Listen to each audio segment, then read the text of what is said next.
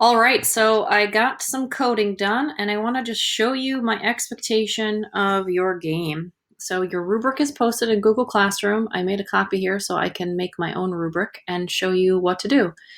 So I thought of a game that I wanted to play, and I didn't really get all the parts done that I wanted, but I wanted to see kind of where my score was on the rubric. So on the rubric here, I'm going to go back and do my written responses after I show you my game.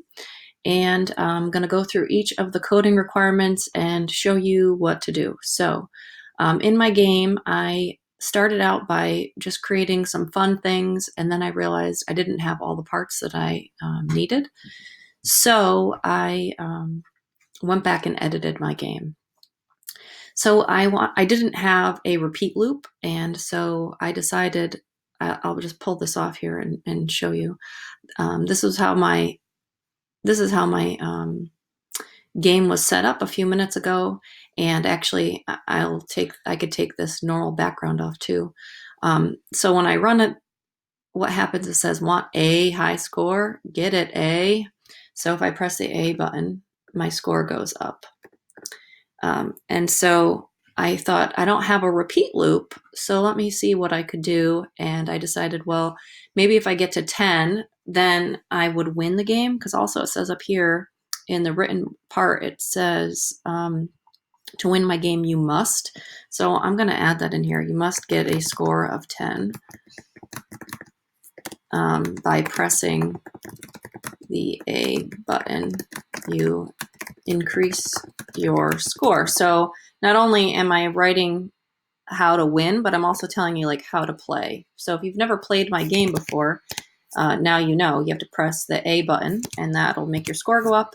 And I'm going to put that in quotes so you know that. So you press the A button to increase your score, and when you get to 10, then you win. So on mine, I said, okay, I'm going to add. I didn't have a conditional, an if loop, and I didn't have a repeat loop. So I said, I'm going to say, if I press A, I'm going to set my score to score plus 1. So I did have a variable. So variables are in the purple here. So I knew I had a variable. So on my rubric, I could score myself and say, I know I have a variable. So I'm going to put a 2 in here. Just delete the text that's in there and put your score in there. All right, so I know I have a variable. And so then I said, okay, I need a conditional. So I said, the only way to change my score is when I press A. So I'm going to take an if loop, and I'm going to say, if my score is 10, then I'm going to do something. And I said, okay, I'm going to change my background color. But then I realized I didn't have any repeat loops. So I was like, well, what else could I do? So in world, I noticed there was play a sound. So I clicked that, and I chose a sound. And I figured I wanted it to play 3 times, and then I'm going to print on the screen, you win. So let me just show you how this conditional works. So if I press A 10 times, run, that's what happens. My screen changes and it says, you win, press reset and run. So I'm going to go over here to my if else loops, and I'm going to say, okay, I'm going to say I did that. I've got conditional. So my score should be 2 for that one. And then I repeated the sound 3 times, which is a pretty simple repeat loop. You might find something else more meaningful in your game. Uses a minimum of when while. So I started this game when we were showing you the difference between the when loop and the while loop. And so I do have a while loop, so I can give myself 2 points for this part here. And then it includes at least one function. And so I thought it would be kind of fun, because you know when you press when, it doesn't glide. So let me show you. If I go right, it glides. If I go down, it glides. It glides, because these are all while loops. When I press when, I have to keep pressing the button, and it only goes over 1 time. So I thought, oh, what would be funny is when you go left. It's like annoying.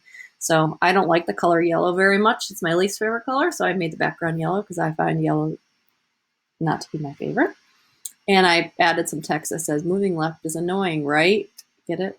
Right? But you're moving left. So anyway, it changed the screen. But then I thought, okay, so that's great. How am I going to change the screen back? And when do I need to change the screen back to like my start screen? So I created a new function, and I called that annoying left. And Annoying left was changing the background to yellow and changing the color of my character to black and then printing that thing. But then to get it back to normal, I thought, oh, I better set it to normal. So I created another function called normal. And my background is white and my character is purple, like in the beginning of the game. And so every time that I move right, every time the game starts, every time I move right, every time I move down, or every time I move up, it's going to set it to normal and then do whatever I had here. So let me reset and run. So if I go up, it's going to set my score to normal and then do what it is telling me to do over here, and that's changing the character to brown and moving up. So I'm changing my character every time I move, and then of course you can see this function. So to make my function run, I had to put it in several places, and so this function is created. So I have a function, so I can give myself 2 points for my function. And my function was used at least 2 times. It's actually used 4 times, so at least 2 times, if I count my normal background.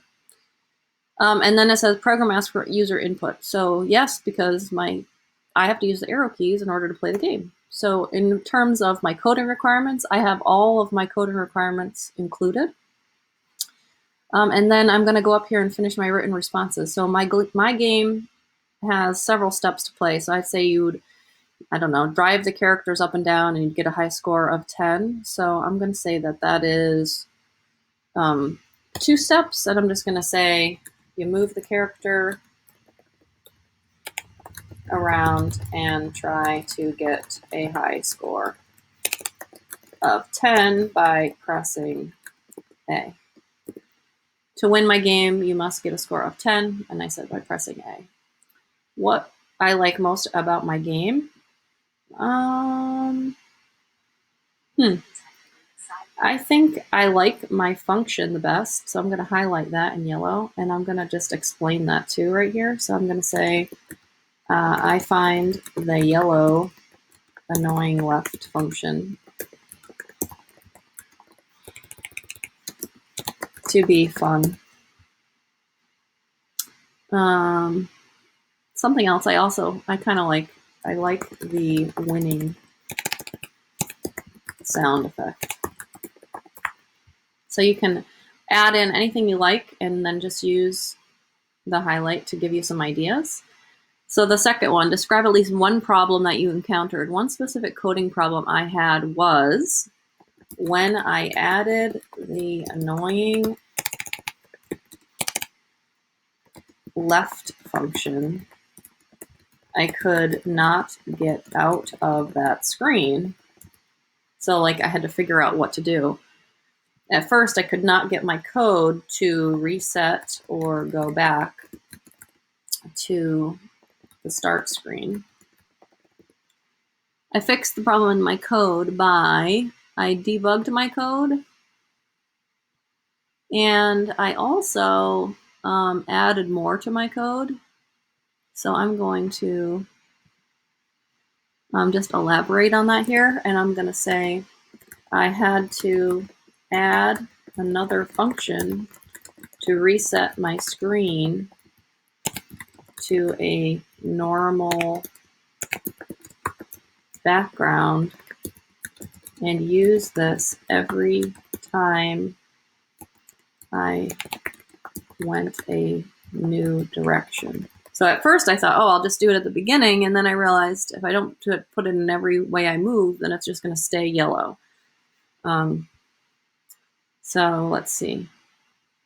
So I'm going to say that I answered all these questions and I added more detail, not just the starting code, the starting sentences. So I'm going to give myself 2 points for each of those. So I notice I just highlighted and put a 2 in there. And then I also, now I have to share my game. So I'm going to click on share, and I'm going to take this link here and I'm going to press Control C. And then I'm going to come over here and I'm going to put a code to my game right in there. I'm going to press the space bar and it hyperlinks it. Now I'm already making a video tutorial here. If you remember how to make Screencastify videos, when you're in here, on the right, you can press publish to YouTube. This is a different video that I'm showing you that I already made earlier, but You press publish to YouTube, and then you can copy that link. There's like a copy link that pops up here. And then that link is what you're going to paste right there. And so I have my game. I'm going to put a 2. And then once I put my video link here, I'm going to put that in there too.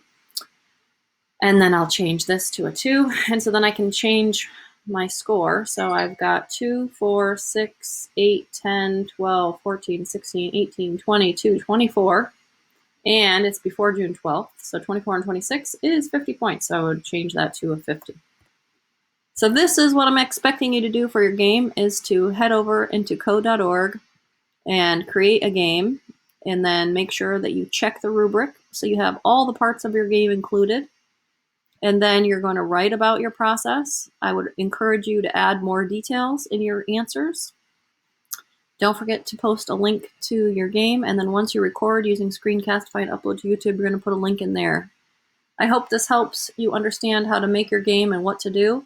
Your game can do anything. It doesn't have to be like mine. You can have a football game. You can have a race car game. You can have a maze. You can have a dance-off. You can have a 2-player game. You can have a 1-player game. If you want to have a 2-player game, you probably are going to use the difference between the ABC. Like you could do the ASWD. I think that's what a lot of people use, and that for 1 player, and then you can have the arrow keys for another player.